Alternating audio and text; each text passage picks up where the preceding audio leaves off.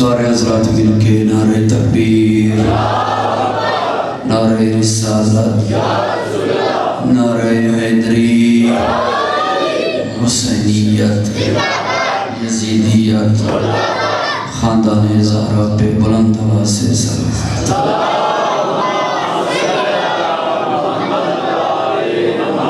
اعوذ باللہ من الشیطان الرجیم، بسم اللہ الرحمن الرحیم۔ الحمدللہ الذی لم يتخذ صاحبة ولا ولدا ولم يكن له شريك في الملك ولم يكن له ولي من الذل وكبره تكبيرا۔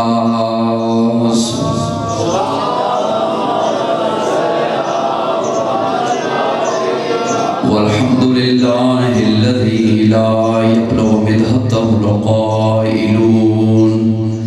الصلاة والسلام على سيدنا المجدد وبشيرنا المسدد ونذيرنا المؤيد بالقاسم محمد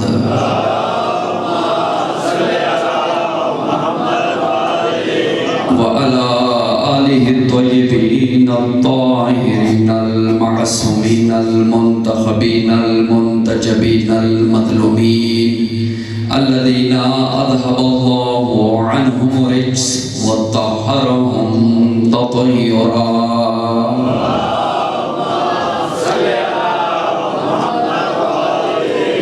اللهم صل وسلم وزد وبارك على صاحب دعوة النبوية وسولة الحيدرية والعصمة الفاطمية والحلم الحسنية وشجاعة الحسينية والعبادة السجادية والمآثر الباكرية والآثار الجعفرية والعلوم القادمية والحجج الرضوية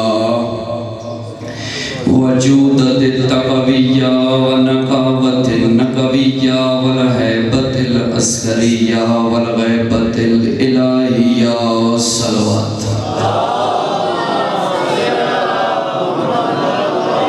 أما بعد فقد قال الحكيم في قرآنه المجيد، بسم الله الرحمن الرحيم، وجعلناهم أئمة يهدون بأمرنا الصلوات۔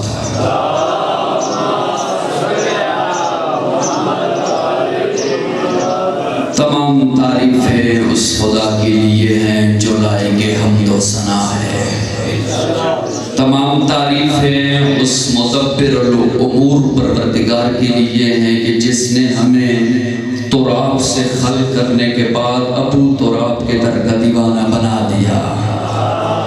تمام تعریفیں اس خدا کے لیے ہیں کہ جس نے مومن کے دل کو کعبہ بنا کر اس میں علی کی ولایت رکھ دی ہے۔ جو بول سکتے ہیں وہ ذرا میرے ساتھ بولیں گے۔ تمام تعریفیں اس خدا کے لیے ہے کہ جس نے ہمیں ہماری ماؤں کی طہارت کے سیلے میں ایسے گھروں میں پیدا کیا کہ جن گھروں کا منشور یا حسین ہے، دستور یا علی ہے۔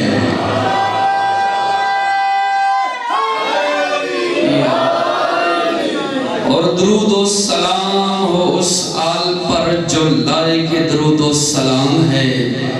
درود و سلام ہو اس آل پر، شیعہ سنی کا مجمع ہے، درود و سلام ہو اس آل پر کہ اہل سنت کے امام شافعی فرماتے ہیں کہ جس آل پر درود نہ بھیجی جائے نماز عادت ہے، عبادت نہیں ہے۔ نہیں، جو متوجہ نہیں ہو ان کو متوجہ کرنے کے لیے درود و سلام ہو اس آل پر کہ جس آل میں ایک ہستی کی عظمت یہ ہے کہ وہ انگلی کا اشارہ کرے تو چاند ٹکڑے ہو جائے، اس انگریزوں کو اٹھائے تو کلمہ پڑھنے لگ جائے، وہ درخت کو اشارہ کرے درخت اپنی جگہ چھوڑ جائے۔ اس آل میں دوسری ہستی کی عظمت یہ ہے کہ اپنے انگلے کے پشت پہ اگے ہوئے ناخن سے ڈوبتے ہوئے سورج کو واپس پلٹائے۔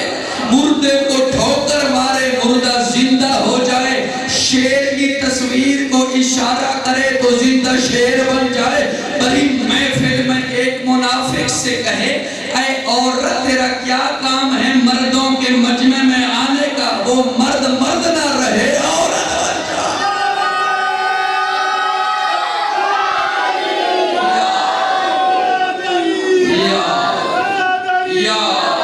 بہت شکریہ، مت رہے۔ اس مختصر سے مجلس میں چاہتا ہوں آج آپ کو ایک نئی چیز دے دوں۔ ایک سوال ہوا ہم سے اور ہم سے ہوتا ہے، ہم سے مراد صرف مجھ سے نہیں آپ سے بھی ہوتا ہے کہ آپ کے امام 12 کیوں ہیں؟ ہوتا ہے یہ سوال۔ تو آج اس کا جواب ہم نے دینا ہے قرآن سے، حدیث سے، علم فلکیات سے، علم انوار سے اور علم حجابات سے ہم نے اس سوال کا جواب دینا ہے کہ ہم اپنے ائمہ کو 12 کیوں مانتے ہیں۔ شیعہ سنی کا مجمع بڑی خوشی ہوتی ہے کہ جس مجلس میں اہل سنت تشریف فرما ہوتے ہیں، اسی لیے کہ در حسین پہ ملتے ہیں ہر مزاج کے لوگ۔ یہ دوستی کا وسیلہ ہے، دشمنی کا نہیں۔ جو ہم سے پوچھتے ہیں کہ ائمہ 12 کیوں ہیں، تو سب سے پہلے میں ان سے سوال کرتا ہوں کہ انبیاء کی تعداد 1,24,000 کیوں ہے؟ حوصلے کے ساتھ آپ نے سننا ہے اور ان جملوں کو یاد کرنا ہے اور اپنے حلقہ احباب میں یہ پیغام آپ نے پہنچانا ہے انتہائی دلیل کے ساتھ۔ ایک بات کا میں ضامن ہوں، کسی کو اگر کسی بات میں مشکل ہے تو منڈس میں اٹھ کر سوال کر سکتا ہے۔ میں عرض کر رہا ہوں کہ کوئی پوچھے کہ امام 12 کیوں ہیں تو ہم جواب میں کہیں گے کہ انبیاء کی تعداد 1,24,000 کیوں ہے۔ جو جواب آپ کا اس سوال کے بارے میں ہوگا وہی جواب ہمارا 12 کے بارے میں ہوگا۔ انبیاء کی تعداد قرآن کریم میں کتنی انبیاء کی تعداد ہے؟ نہیں، قرآن میں 26 یا 27 انبیاء کے نام ہیں قرآن۔ تاریخ میں بھی کتنے ہی نام ایسے زیادہ نہیں، لیکن شیعہ سنی کا متفقن علیہ عقیدہ ہے کہ اگر ہم ایک پیغمبر کو بھی نہ مانیں، کسی ایک نبی کو بھی، تو دائرہ اسلام سے خارج ہے۔ ایسا ہی ہے 1,24,000 میں سے کسی ایک کو بھی اسنین چاچی نہ مانے تو تمام علماء کا یہ متفقن علیہ فیصلہ ہے کہ دائرہ اسلام سے خارج ہے۔ تو یہ 1,24,000 میں ہم فقط 26 کو مانتے ہیں، باقیوں کو ہم نہیں جانتے، نہ نام کا پتہ ہے، نہ حسب کا پتہ ہے اور نہ نسب کا پتہ ہے۔ پھر کیوں اگر ایک کو بھی نہ مانے تو دائرہ اسلام سے خارج ہے؟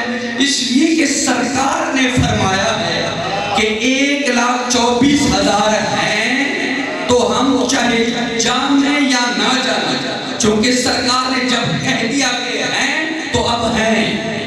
اب نہ حسب کا پتہ ہے اور نہ نسب کا پتہ ہے، تو وہ انبیاء کے جن کے حسب کا بھی نہیں پتہ، نسب کا بھی نہیں پتہ، اور ان میں ایک کو بھی نہ مانے تو نبی کے کہنے پر ہم دائرہ اسلام سے خارج ہے۔ تو وہ 12 کہ جن کا حسب بھی نبی نے بتایا، جو بول سکتے ہیں، اور ان کا حسب بھی نبی نے بتایا، اگر ان میں سے کسی ایک کو نہ مانے تو پھر اسلام کہاں کو رہتا ہے؟ لوگ میں ان 12 کا پیغمبر کی زبان سے حسب بھی سناتا ہوں اور نسب بھی سناتا ہوں۔ سلمان فارسی یا شاہ جی پوچھتے ہیں رسول خدا سے، یا رسول اللہ یہ صحیح مسلم میں بھی ہیں، صحیح بخاری میں بھی ہیں یہ روایت جو پڑھتا ہوں۔ پوچھا یا رسول اللہ آپ کے بعد آپ کا جانشین کون ہے؟ فرمایا الائمۃ من بعد 12۔ یہ 12 والی روایت اہل سنت کتابوں میں بھی ہیں، کون ہے وہ نہیں ہے، لیکن یہ 12 والی بات موجود ہے۔ یا رسول اللہ یہ 12 جو ہیں ان کے نام کیا ہیں؟ پیغمبر خدا نے نام بھی بتائے ہیں، القاب بھی بتائے ہیں۔ میں پہلے عربی عبارت پڑھتا ہوں پھر ترجمہ کرتا ہوں۔ بسم اللہ الرحمن الرحیم، قال رسول اللہ صلی اللہ علیہ وآلہ وسلم اولهم وسیدهم علی بن ابی طالب وسبطایا وبعدہم زین العابدین علی بن الحسین وبعدہ محمد بن علی باقر العلم النبیین من الاولین والآخرین وبعدہ صادق آل محمد وبعدہ موسیٰ السمی موسیٰ بن عمران والذی یقتل بأرض الغرب علی ثم ابنہ محمد ثم صادقان علی والحسن والقائم والحجہ ہم خلفائی و اوسیائی علمہم علمی و حکمہم حکمی و دمہم دمی و لحمہم لحمی. اگر اس عبارت کا ترجمہ میں خطابت کے انداز میں عربی عبارت کا ترجمہ کروں تو اس کا ترجمہ اس نے اچھا جی یوں بنے گا: سلمان میرا پہلا جانشین وہ ہوگا جو اللہ کی راہ میں جم جم کے تلوار چلاتا رہے تو حیدر کرار کہلائے گا. میرا دوسرا جانشین وہ ہوگا جو اللہ کی راہ میں اونٹوں کی قطاریں دیتا رہے تو حسن مجتبیٰ کہلائے گا. میرا تیسرا جانشین وہ ہوگا جو اللہ کی راہ میں 72 کی قربانی دے کر سجدے میں کٹائے تو سید و شہداء کہلائے گا. میرا چوتھا جانشین وہ ہوگا جو اپنے سجدوں سے عابدین کے لیے زینت بنے تو زین العابدین کہلائے گا. اور میرا پانچواں جانشین وہ ہوگا جو علم کے ایک ایک باب سے ہزار ہزار باب کھولے تو باقر علم الاولین والآخرین کہلائے گا. میرا چھٹا جانشین وہ ہوگا جو صداقتوں کے معراج پہ قدم رکھے تو جعفر صادق کہلائے گا. ابھی بھی آپ کے ہاتھ نیچے ہیں تو آپ کے اپنی مرضی ہے.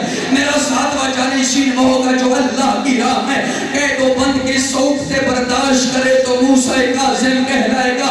میرا آٹھواں جانشین وہ ہوگا جو اللہ کی رضاؤں کا مظہر بنے تو علی رضا کہلائے گا. میرا نواں جانشین وہ ہوگا جو تقوی کی انتہا پہ قدم رکھے تو محمد تقی کہلائے گا. میرا 10واں جانشین وہ ہوگا جو پاکیزیوں کا معراج بنے تو علی نقی کہلائے گا. میرا 11واں جانشین وہ ہوگا کہ جس کے لشکر میں فرشتے شامل ہو جائے تو حسن عسکری کہلائے گا. اور میرا 12واں جانشین وہ ہوگا جو اپنے ہاتھ میں توحید کا پرچم لے کر پوری دنیا پر لہرائے تو مہدی برحق کہلائے.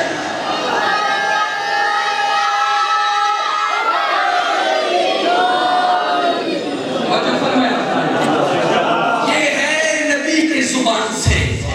اب قرآن سے پوچھتے ہیں کہ ہمارے ائمہ کی تعداد 12 کیوں ہے؟ تھکے تو نہیں اب حضرات؟ لو پہلی آیت آپ کے سامنے پڑھتا ہوں. بسم اللہ الرحمن الرحیم. پوری توجہ.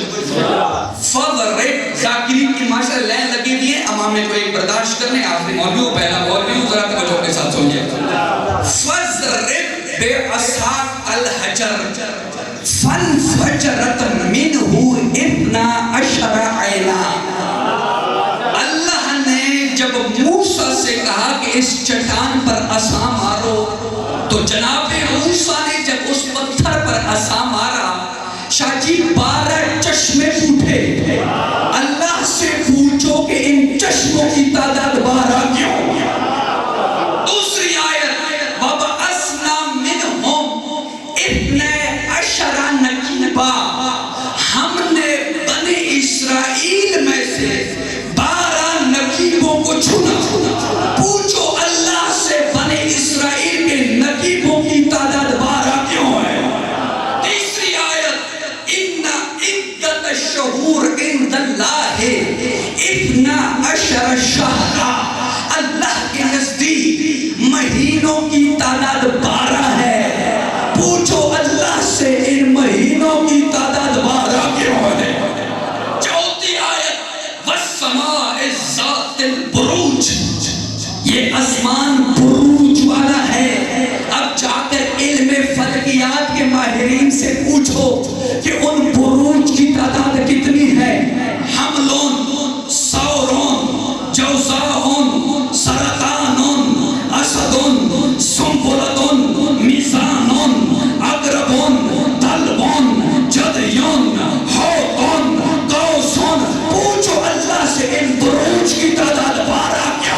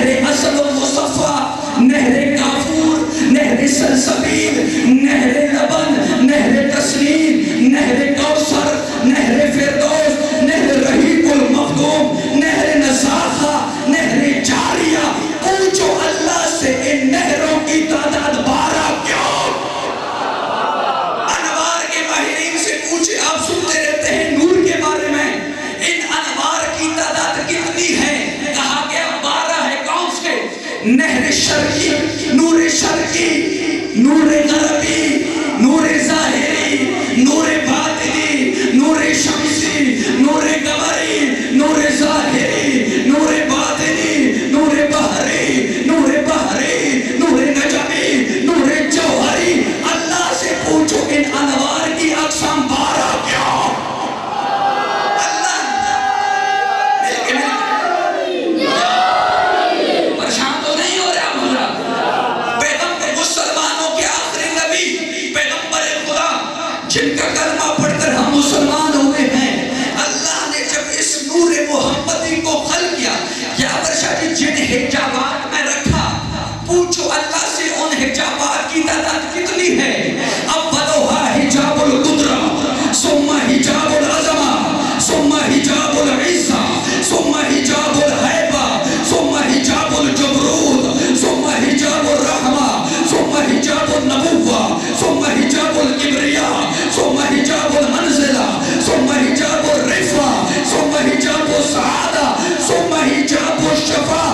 پوچھو اللہ سے ان حجابات کی تعداد 12 کیا؟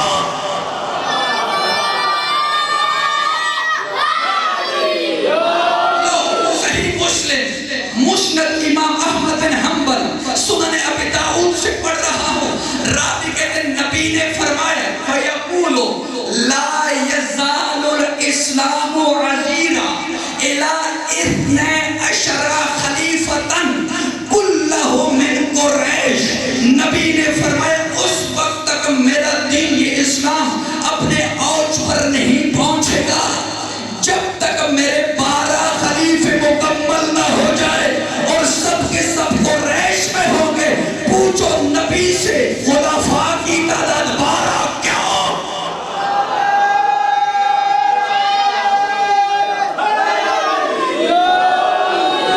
جس طرح میں پڑھ رہا ہوں محنت کے ساتھ اس طرح سن نہیں رہے. یہ تو محنت ہے خطیب کی، کہاں سے آپ کے لیے بالر ڈھونڈ کے لائے ہیں. ایک ایسا نعرہ سنا دے کہ نجف تک آپ کے نعرے کی آواز پہنچ.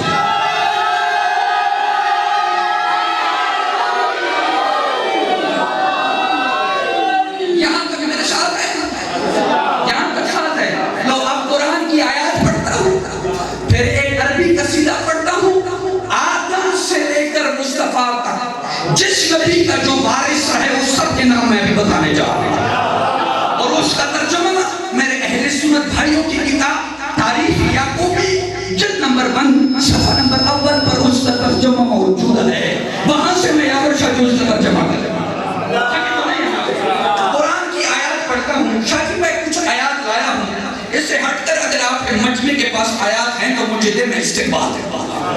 ان آیات میں لکھا ہے کہ آدم سے لے کر جناب عیسیٰ تک جس نبی کا جو جانشین رہا، وارث رہا، امت کا امام رہا، خلیفہ رہا، وہ یا اس نبی کے بھائیوں میں سے ہوتا تھا یا اس نبی کے ذریت میں سے ہوتا تھا. تو آیات پڑھتا ہوں. بسم اللہ الرحمن الرحیم. پہلی آیت وَإِذِ ابْتَلَىٰ إِبْرَاهِيمَ رَبُّهُ بِكَلِمَاتٍ فَأَتَمَّهُنَّ قَالَ إِنِّي جَاعِلُكَ لِلنَّاسِ إِمَامًا قَالَ وَمِن ذُرِّيَّتِي. ذریت کا ذکر آیا ہے. دوسری آیت إِنَّ اللَّهَ اصْطَفَىٰ آدَمَ وَنُوحًا وَآلَ إِبْرَاهِيمَ وَآلَ عِمْرَانَ عَلَى الْعَالَمِينَ. آل کا ذکر آیا ہے. تیسری آیت وَوَهَبْنَا لَهُ إِسْحَاقَ وَيَعْقُوبَ وَجَعَلْنَا فِي ذُرِّيَّتِهِ النُّبُوَّةَ وَالْكِتَابَ. پھر ذریت کا تذکر آیا ہے. چوتھی آیت وَوَهَبْنَا لَهُ إِسْحَاقَ وَيَعْقُوبَ كُلًّا هَدَيْنَا وَنُوحًا هَدَيْنَا. پھر انبیاء کے نام لیے. پھر کیا کہا وَمِنْ آبَائِهِمْ وَذُرِّيَّاتِهِمْ وَإِخْوَانِهِمْ فَاجْتَبَيْنَاهُمْ وَهَدَيْنَاهُمْ إِلَىٰ صِرَاطٍ مُسْتَقِيمٍ. پھر ذریت کا ذکر آیا ہے. پانچویں آیت وَلَقَدْ أَرْسَلْنَا نُوحًا وَإِبْرَاهِيمَ وَجَعَلْنَا فِي ذُرِّيَّتِهِمَا النُّبُوَّةَ وَالْكِتَابَ. پھر ذریت کا تذکر آیا ہے. پھر چھٹی آیت هُنَالِكَ دَعَا زَكَرِيَّا رَبَّهُ قَالَ رَبِّ هَبْ لِي مِن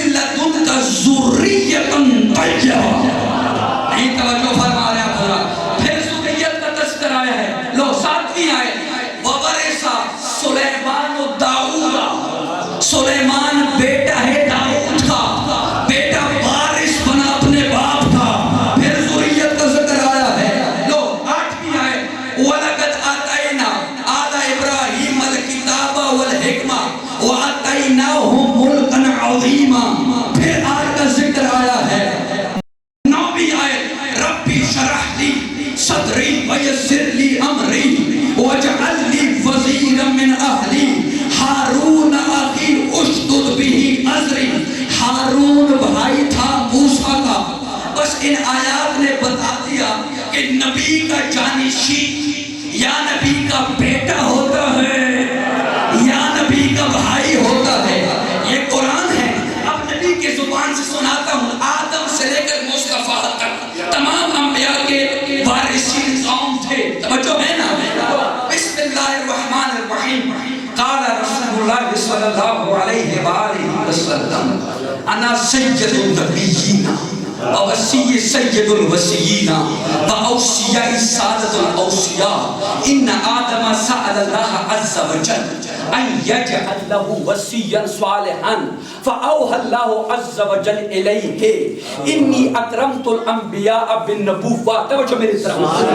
اکرمت الانبیاء بالنبوہ ثم اخترت خلقی وجعلت خیارهم الاوصیاء ثم اوحى الله عز وجل الیہ یا آدم اوص الی شیث فاوصى آدم الی شیث وهو حبۃ اللہ ابن آدم واوصى شیث الی شبان واوصى شبان الی محلس واوصى محلس الی مہوق واوصى مہوق الی عمیشہ واوصى عمیشہ الی اخنخ وهو ادریس النبی واوصى ادریس الی ناہور واوصى ناہور الی نوح واوصى نوح الی سام واوصى سام الی اسامر واوصى اسامر الی برعششہ واوصى برعششہ الی یافسہ واوصى یافس الی بررتہ واوصى بررت الی جفیستہ واوصى جفیست الی عمران واوصى عمران الی ابراہیم واوصى ابراہیم الی اسماعیل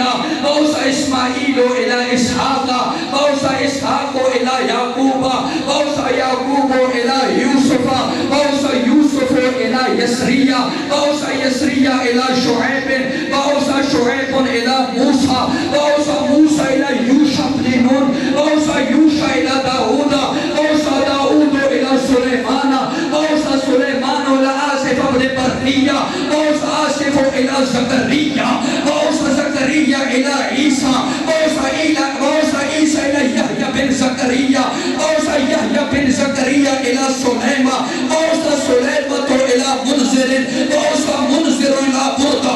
ثم قال رسول اللہ صلی اللہ علیہ وآلہ وسلم وَدَفَعْ إِلَيَّ بُرْدَتُ وَأَدْفَعُ إِلَيْكَ يَا عَلِي وَتَدْفَعُ إِلَى وَسِيِّكَ وَيَدْفَعُ وَسِيِّكَ إِلَى أَوْصِيَائِكَ مِنْ بُلْدِكَ وَاحِدٍ بَعْدَ وَاحِدٍ حَتَّى يُدْفَعْ إِلَى غَيْرِ الْأَهْلِ الْأَرْضِ. لو ترجمہ میں کر رہا ہوں تعریف یعقوبی سے. آدم نے سوال کیا یا اللہ میرا وسیع بنا. اللہ نے آدم کا وسیع اس کا بیٹا شیث بنایا. شیث کا وسیع اس کا ہاتھوں کو آزاد کریں گے. شیث کا وسیع اس کا بیٹا آنوش بنا.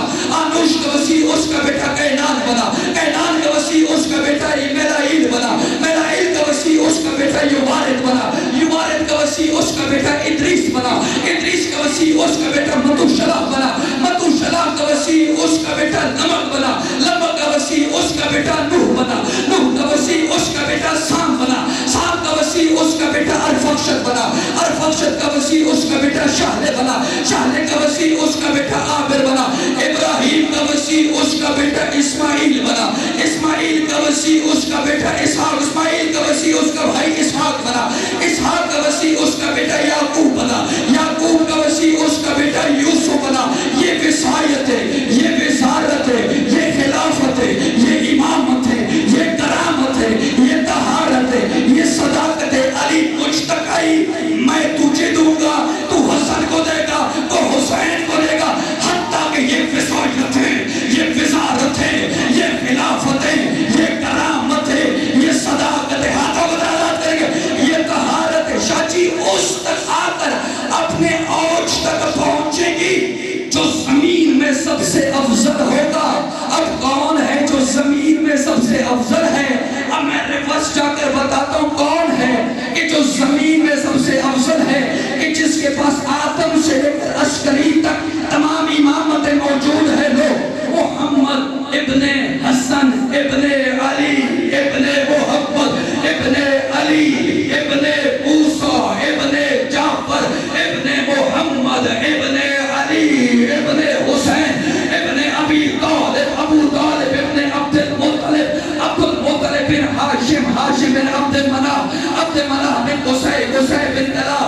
بن مدرہ مدرہ بن ناف ناف بن لوئے بن غالب غالب بن فہر فہر بن مالک مالک بن نظر نظر بن قنانہ قنانہ بن خزیمہ خزیمہ بن مدرکہ مدرکہ بن الیاس بن مزر مزر بن نزار نزار بن معد معد بن عدنان عدنان بن کیدار کیدار بن اسماعیل اسماعیل بن ابراہیم. میرا چپ چاپ مجمع مجھے کہنے کا حق حاصل ہے کہ عمران نے تھا احمد مختار کو پالا, سرکار نے پھر حیدر کرار کو پالا, حیدر نے پھر حسنین سے شاہکار کو پالا, ہر دور میں سردار نے سردار کو پالا.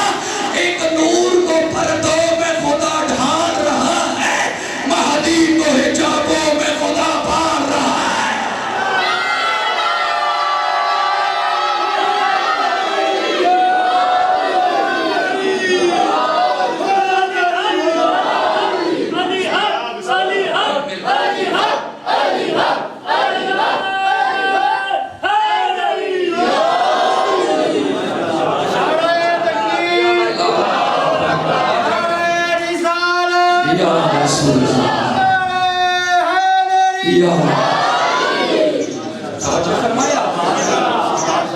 اب نتیجہ کیا ہوا؟ توجہ میری طرف رہی آپ کی, ایک لمحے کے لیے ادھر ادھر دیکھیں توجہ ہٹ جائے. حجی نتیجہ آیات نے بھی بتا دیا, اس عبارت نے بھی بتا دیا, تاریخ یعقوبی نے بھی بتا دیا کہ نبی کا وارث یا نبی کا بیٹا ہوتا ہے یا نبی کا بھائی ہوتا ہے. اب اگر آپ سے کوئی پوچھے کہ آخری نبی کا وارث کون ہے تو ان سے کہو کہ سب بسم اللہ, ان آیات اور تاریخ کی روشنی میں یا نبی کا بیٹا ہونا چاہیے یا نبی کا بھائی ہونا چاہیے.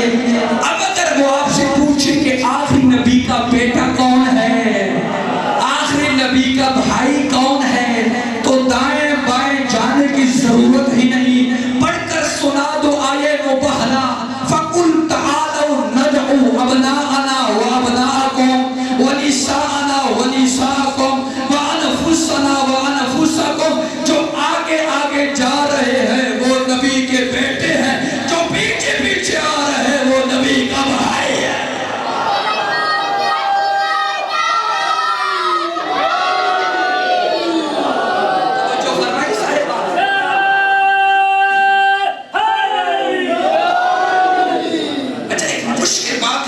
تو پریشان تو نہیں. یہ جو ہمارے 12 امام ہیں نا, یہ خطبہ غدیر ضرور پڑھیں مطالعے کے ساتھ, ترجمے کے ساتھ پڑھیں اس کو. ہمارے بہت سارے مسائل ہیں جو بھائیوں کے ساتھ ہیں, وہ اس خطبہ غدیر میں حل ہو جاتی ہے. مسئلہ یہ ہے کہ ہم ایک دوسرے سے لڑ رہے ہیں, مطالعہ نہیں کر رہے. لڑائی کی وجہ بھی عدم مطالعہ ہے. میں اگر شاہ صاحب پر اعتراض کر رہا ہوں, اعتراض کا حق کسی کو حاصل ہے, لیکن اعتراض سے پہلے تمام جوانب کا علم ہونا ضروری ہے, چونکہ اعتراض کے لیے بھی علم کا ہونا چاہیے. اس خطبے میں ایک جملہ ہے, پورا نہیں پڑھتا ہوں, انشاءاللہ قدیر کے جشن میں بلائیں گے, میں پاکستان میں سنا ہوں. اس میں شاہ جی ہم نے اس عبارہ کو ذہن میں رکھیں تاکہ نتیجہ اچھی طرح سے. نبی فرما رہے ہیں بشر الاولون, میرا کلام نہیں ہے, نبیوں کے سلطان. بشر الاولون من النبیین والمرسلین, میں وہ رسول ہوں کہ جس یہ بچوں کا اٹھنا بیٹھنا شاہ جی ذرا رہے گا, اگر رہے گا تو یہ ڈسٹربنس کریٹ ہوگی, یا یہ باہر بیٹھ جائے یا اندر بیٹھ کر اٹھا بیٹھنا رہے گا. شاہ جی نبی نے فرمایا میں وہ نبی ہوں جس کی بشارت آدم سے لے کر عیسیٰ تمام انبیاء نے دی. وَأَنَا خَاتَمُ الْأَنْبِيَاءِ وَالْمُرْسَلِينَ, میں خاتم الانبیاء بھی ہوں, خاتم الرسول بھی ہوں. میرے اوپر نبوت اور رسالت ختم, میرے بعد کوئی نبی نہیں آئے گا. تشیع کے پاس ختم نبوت پر سب سے ٹھوس دلیل کا نام غدیر ہے اور امامت ہے. پھر آگے کیا کہا, وَأَنَا حُجَّةُ اللَّهِ عَلَى جَمِيعِ الْمَخْلُوقِينَ مِنْ أَهْلِ السَّمَاوَاتِ وَالْأَرْضِ, میں زمین اور آسمان میں رہنے والے تمام مخلوقات پر حجت خدا ہوں.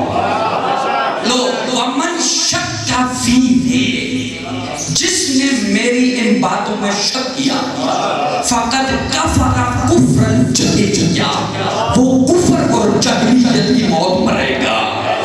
لو ومن شک فی شیء من قولی ھذا، جس نے میری ساری رسالت میں کسی ایک بات میں بھی شک کیا، فقط شک فی کل ما انزل الیہ، اس نے ایسا ہے کہ تمام رسالت میں شک کیا۔ آگے جملہ جو ہمارے مطلب کا ہے، ومن شک، چونکہ پہلے 12 کا ذکر نبی کر چکے ہیں، اب نتیجہ دے رہے ہیں، ومن شک فی واحد من الائمہ، جو ان 12 میں سے کسی ایک امام میں شک کرے، فقط شک فی کل منہم، تو اس نے ایسا ہے کہ 12 کے 12 میں شک کیا۔ وَالشَّاقُ فِينَا فِي النَّارِ، جو ہم میں شک کرتا ہے اس کا ٹھکانہ جہنم ہے۔ نبی نے فرمایا، لو نتیجہ، یہ جو ہمارے 12 امام ہیں، جملہ سخت ہیں، وہی بولے گا جس کی معرفت اوج پر ہوگی۔ اب ان باتوں کی بھی ذرا عادی ہو جائے۔ یہ جو ہمارے 12 امام ہیں، یہ نماز کی طرح ہے، روزے کی طرح نہیں۔ سمجھ نہیں ہے، جنہیں سمجھ نہیں ہو بابا نہیں کرتا۔ یہ نماز کی طرح ہے، روزے کی طرح نہیں۔ کیا کوئی اگر بیان کرنا چاہے تو بیان کریں، آپ کو اجازت ہے۔ شاہ جی میں نے عرض کیا نماز کی طرح ہے، روزے کی طرح نہیں۔ تکابر نہیں کرا کہ نماز افضل ہے یا روزہ نہیں۔ کتنے روزے واجب ہیں؟ بولے 30 واجب ہے نا، 30 واجب ہے۔ میں نے 10 روزے اسلام آباد میں رکھے ہیں، 11 روزے مجھے ملتان سے کال آئی 3 روزہ مجالس پڑھنے۔ تو اب جب میں 3 دن کے لیے جاؤں گا تو اب روزہ نہیں رکھوں گا، روزہ قصر ہو جائے گا، بعد میں میں قضا دوں گا۔ ایسا ہی نا ہمارے مذہب میں، سفر میں اور مریضی میں روزہ بعد میں قضا رکھنی ہے رمضان کے بعد۔ یہ جو 3 دن میں ملتان رہا، یہ 3 روزے خراب ہوئے میں۔ اب جب میں 4تھے دن ملتان سے آؤں گا تو اسلام آباد میں کتنا روزہ ہوگا؟ 14 روزہ ہوگا۔ تو اب میں 14 روزے سے سٹارٹ کروں گا نا، یا جن کو سمجھ آ رہی وہ تو ہو دے 14 روزے سے سٹارٹ کروں گا نا۔ تو شاہ جی یہ جو 3 دن کا گیپ آیا ہے، یہ اثر انداز ہوئے ہیں یہ 3 دن پچھلے 10 دنوں پر نہیں ہوئے نا۔ ان 3 دنوں سے وہ 10 روزے خراب تو نہیں ہوئے نا، کہ بیچ میں گیپ آ گئے تو لہٰذا 10 کے 10 دن بھی خراب۔ اب میں رمضان کے بعد شروع سے نہیں، ایسا نہیں ہے، وہ 10 روزہ کچھ جگہ قائم ہے، 3 دن میں بعد میں رکھوں گا، 14ویں سے میں سٹارٹ کروں گا۔ شاہ جی یہ روزہ ہے، نماز کے بارے میں کیا پروگرام ہے؟ تکبیرۃ الاحرام، بسم اللہ، سورہ الحمد، سورہ توحید یا کوئی اور سورہ۔ رکوع میں گئے، مجھے ملتان سے کال لگی بانی صاحب اور جوادی صاحب خوش ہوئے کہ شاہ جی مجلس کی دعوت آ گئی، اور میں نے رکوع میں ہی فون اٹینڈ کیا، السلام علیکم، وعلیکم السلام، دعوت لی، 5 منٹ گفتگو کی، توجہ کیجئے گا، 5 منٹ گفتگو کی، جیسے فون بند کیا، اب نماز رکوع سے آگے جاری ہو گئی۔ اب یہ جو بیچ میں گیپ آیا، اس نے پیچھے نماز پر اثر کیا نا، کیا اثر؟ ساری نماز گئی۔ نماز تکبیرۃ الاحرام سے شروع ہوتی ہے، سلام پر ختم ہوتی ہے۔ بیچ میں اگر جان بوجھ کر گیپ لاؤ گے، کسی رکن کو چھوڑو گے، جنہیں بات سمجھ آئی ہے، جس کی زبان ذکر علی کی امانت ہے، بیچ میں اگر گیپ آیا، بریک آ گئی تو ساری نماز گئی۔ اب امامت روزے کی طرح نہیں، نماز کی طرح ہے، بیچ میں کسی ایک امام کو بھی چھوڑ دیا، ساری امامت گئے، ساری امامت گئی۔ لو اور آسان کروں تاکہ سب کو بات سمجھ گئے۔ سواری پہ کون کون گئے؟ ہاتھ اٹھائیں۔ کوئی نہیں گیا؟ جی ماشاءاللہ، آپ گئے، کربلا بھی گئے، مشہد بھی گئے، نجف۔ شاہ جی جملہ کہہ رہا ہوں ذرا سنبھال کے، کسی کو سمجھ میں نہ آئے تو میں نے پہلے کہتے ہیں مجلس میں کوئی سوال کر سکتے ہیں۔ شاہ جی جو نجف جاتا ہے نا، نجف امام علی کے پاس، ضروری نہیں کہ وہ ہدایت یافتہ ہو، گمراہ لوگ بھی نجف جاتے ہیں۔ یہ باتیں دیکھیں نا معمول سے اکثر ایسی باتیں ممبر پر ہونے چاہیے تاکہ کنفیوژن سارے دور ہو جائیں. جو کربلا جاتا ہے اس کے لیے بھی ضروری نہیں کہ ہدایت یافتہ ہو، لیکن جو مشہد جاتے امام علیہ السلام کے پاس اس کے لیے واجب ہے کہ ہدایت یافتہ ہو کر جائے. مشہد جانے والا ہدایت یافتہ ہے، ضرور گمراہ نہیں کر سکے، لیکن کربلا اور نجف ضروری نہیں کہ سارے ہدایت یافتہ جائے، گمراہ بھی کر سکتا ہے. ہدایت یافتہ یعنی کیا؟ ہدایت یافتہ یعنی 12 امامی، اسنا عشری، چونکہ جو 12 کو مانے گا نبی کے قول کے مطابق وہی ہدایت یافتہ ہے. نبی 12 میں سے کسی ایک کو بھی نہیں مانے گا، نبی کے مطابق گمراہ ہے. جو نجف جاتا ہے، اسماعیلی بھی نجف جاتے ہیں، جو شش امامی ہے چونکہ علی کو وہ بھی امام مانتے ہیں، امام حسین کو وہ بھی امام مانتے ہیں، چھٹے کے بعد وہ اسماعیل کی طرف چلے جاتے ہیں. لیکن جو مشہد جاتا ہے اسماعیلی مشہد نہیں جاتا، چونکہ آپ تاریخ اٹھا کر دیکھیں جو تشیعوں کے فرقے بنے ہیں وہ 6 امام کے بعد 7 تک پھر رک گئے، پھر 8ویں امام کے بعد کوئی اور فرقہ نہیں بنا. جو 8ویں تک آتا ہے پھر وہ 12ویں تک جاتا ہے. اس لیے جو مشہد جاتا ہے وہ 12 امامی ہو کر جاتا ہے، وہ ہدایت یافتہ ہو کر جاتا ہے. اور جو فرمائے لہٰذا ہمیں 12 امامی بننا پڑے گا. پھر نبی کے کہنے پر نبی فقط شیعوں کا نبی نہیں ہے، تمام مسلمانوں کا نبی ہے. وہی نبی جو ہمارا نبی ہے، جن پر ہماری جان قربان، ہمارا مال قربان، ناموس قربان، اسی نبی نے فرمایا میرے ان 12 میں سے کسی ایک میں بھی شک کیا ساری امامت بھی گئی اور تم بھی گمراہ ہو. جو شک کرے گا ان 12 میں سے کسی ایک میں، اس کا ٹھکانہ جہنم ہے. نبی نے فرمایا. اور کاش میں تمام اہل سنت بھائیوں کا شکریہ ادا کرتا ہوں جو یہاں پہ آئے.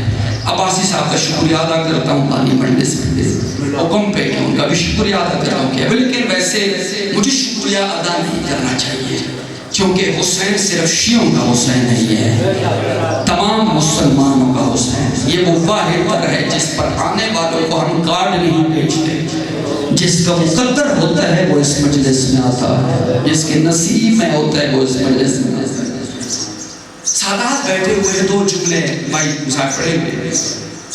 کاش دنیا اسی امامت کو پہچانتی. میرے پاس وقت نہیں ہے ورنہ یہ عشر کا موضوع ہے. شاہ جی 4 سال سے گم میں کام کر رہے ہیں اس پر کربلا گام بگام دونوں کربلا اور غدیر آ کر اگر کربلا میں سمجھے کہ غدیر کو غدیر میں تو سمجھ نہیں آئے گی. شاہ جی 2 چیزوں کی بنیاد غدیر ہے، ایک کربلا کی اور ایک ایام فاطمیہ کی. اگر لوگ غدیر نہ بیٹھتے، امامت کو نہ بھولتے تو نہ رسول کی بیٹی دربار میں جاتی نہ علی کی بیٹی دربار میں. اگر اس امامت کو دنیا پہچانتی معرفت امام. ابھی میں نے کچھ نہیں پڑھا، ہمارا موضوع تھا اس دفعہ معرفت امام. کوئی خطیب آئے اس سے نہیں یہ موضوع اشتر میں کہ امامت کے بارے میں پڑھنے ہیں. بہت قرآن بہت امامت کا وسیع موضوع ہے. کاش دنیا امامت کو پہچانتی. علی کی بیٹیاں کوفہ کے بازاروں میں کوفہ کا بھی بازار ہے، شام کا بھی فرق ہے. یکم سفر کو یہ قافلہ شام میں داخل ہو چکا ہے. عزادار سغنام علی محمد نے لکھا ہے، کل ہی پڑھ رہا تھا. بازار کوفہ اور بازار شام میں فرق ہے. کوفہ سے بھی سادات کا کاروان گزرا، شام سے بھی گزرا، لیکن فرق بڑا عجیب ہے. فرق کیا ہے؟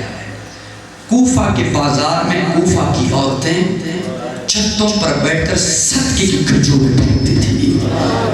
شام میں کھجوریں نہیں تھی.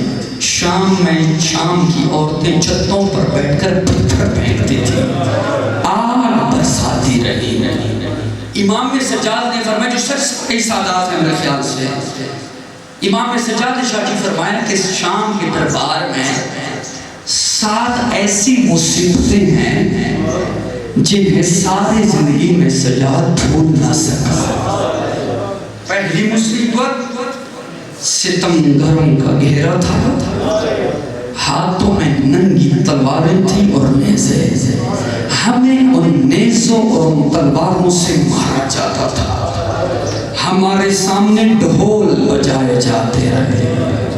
دوسری مصیبت، ہم دیکھتے رہے شہداء کے سروں کے ساتھ کھیلا جا رہا تھا، میرے بابا کے سر کے ساتھ کھیلا جا رہا تھا۔ جنہیں رونا آتا ہے وہ ہے کہ فریاد بلند کرے۔